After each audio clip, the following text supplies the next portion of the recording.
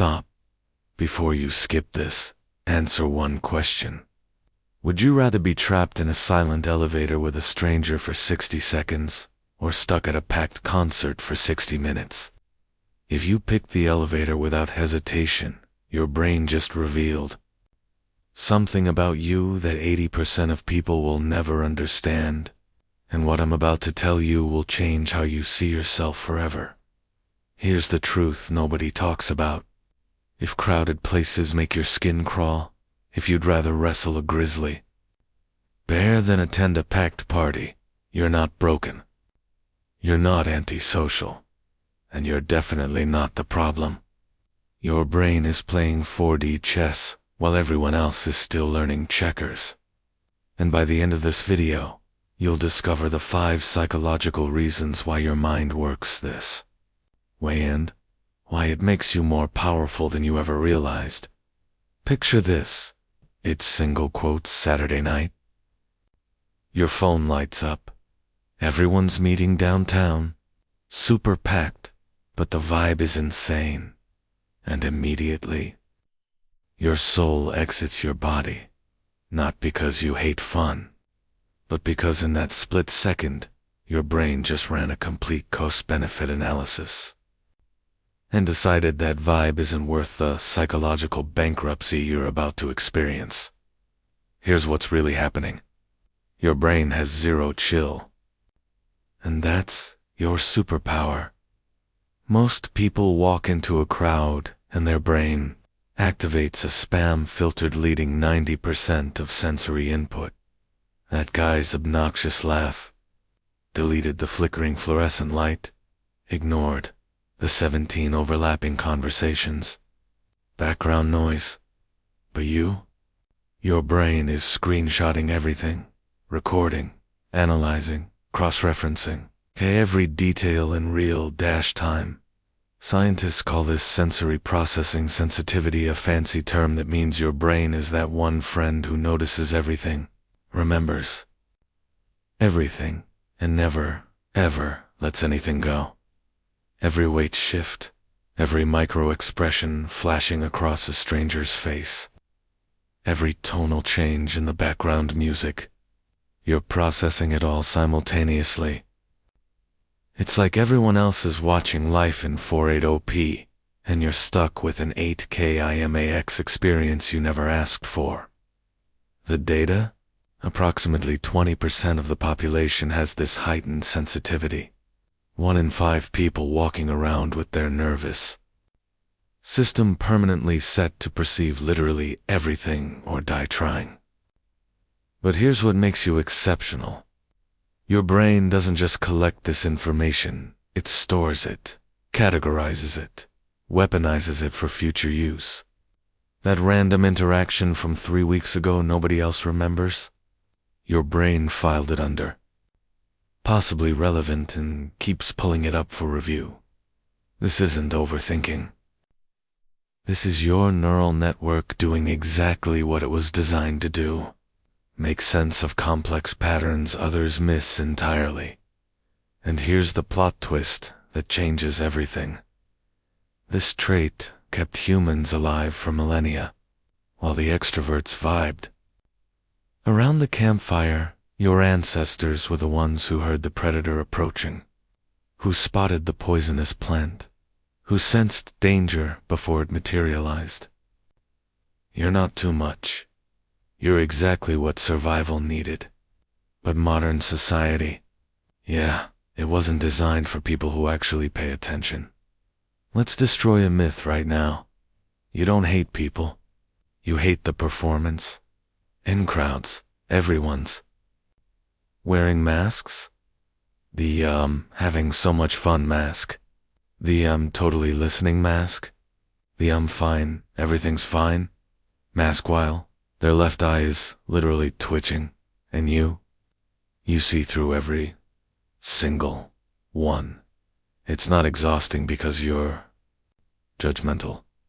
It's exhausting because your brain is constantly translating the real conversation happening beneath the words, the body language, the energy shifts, the truths nobody's saying out loud. Psychologists call this high perceptual sensitivity. Your emotional radar is so finely tuned, you're basically a human lie detector who never applied for the position. Cambridge University dropped a study that shattered assumptions. People who prefer solitude score significantly higher in emotional intelligence than their crowd-loving counterparts. Translation: you're not socially inept, you're socially sophisticated. You just refuse to participate in the theater. You'd rather have one brutally honest conversation at 3 a.m. than attend 50 networking events where everyone's performing their highlight reel. And that's not a flaw, that's integrity. The problem isn't that you can't do small talk. It's that your brain experiences it like chewing cardboard while everyone else acts like it's a 5-star meal. Your nervous system craves substance, depth, authentic connection. When forced into surface-level exchanges, it's like asking a philosopher to get hyped about discussing the weather forecast. You're capable, but at what cost? Now we get to the neuroscience that explains everything. Your dopamine system said, "Nah, I'm good." When extroverts walk into a party, their brains throw a dopamine parade, fireworks, confetti, the whole production. Your brain? Cricket sounds. Instead of dopamine, your system runs on acetylcholine, completely different neurotransmitter that rewards introspection, deep focus, and wait for it, being alone. It's not that social situations don't reward you. It's that your brain literally gets its chemical high from different sources. Reading a book at midnight. Taking a solo walk where nobody interrogates you. Sitting in a quiet room. Just ... thinking. While extroverts need external stimulation to feel alive, you need internal space to access your full operating system. Neuroscientists discovered something remarkable. Introverted brains actually have thicker gray matter in the prefrontal cortex, the region responsible for complex thinking and strategic planning.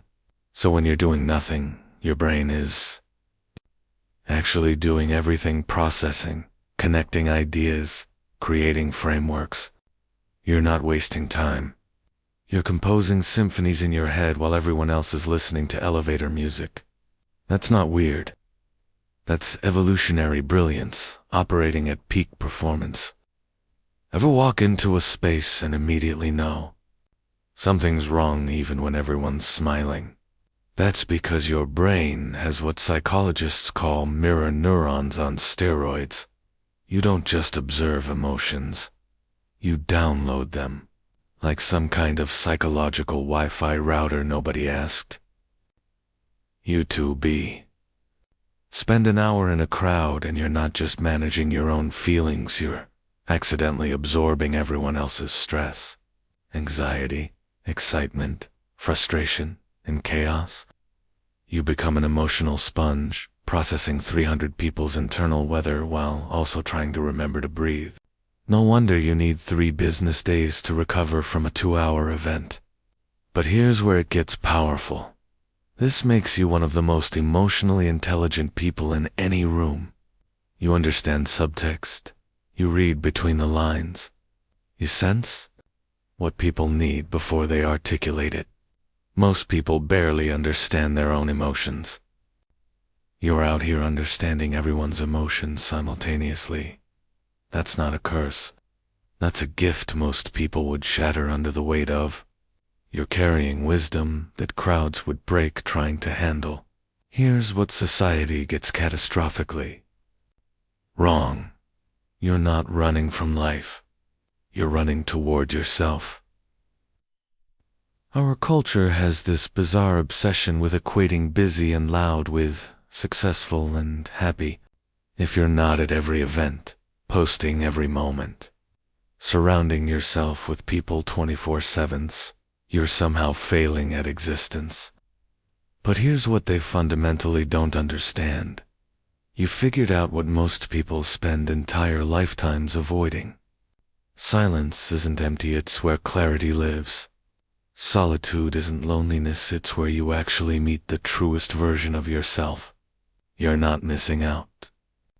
You're opting out of a system that was never designed for people who think deeply, feel intensely, and see what others cannot. You understand something profound that escapes most. The quietest rooms often hold the loudest truths. Your peace isn't isolation. It's liberation from a world that mistakes noise for meaning. So the next time someone asks, "Why don't you go out more?" remember this. They're asking why you won't drain yourself fitting into spaces that were never designed for minds like yours. You're not broken. You're not boring. You're not antisocial. You're built for depth in a world obsessed with shallow noise. And that's exactly what makes you rare, valuable, unforgettable. Now tell me, are you team crowds give me life, or a team I'd rather befriend a cactus? Drop it in the comments. Let's find our people. If this hit different, smash that subscribe button. Because next, I'm breaking down another introvert trait most people completely misunderstand, and it'll feel uncomfortably accurate.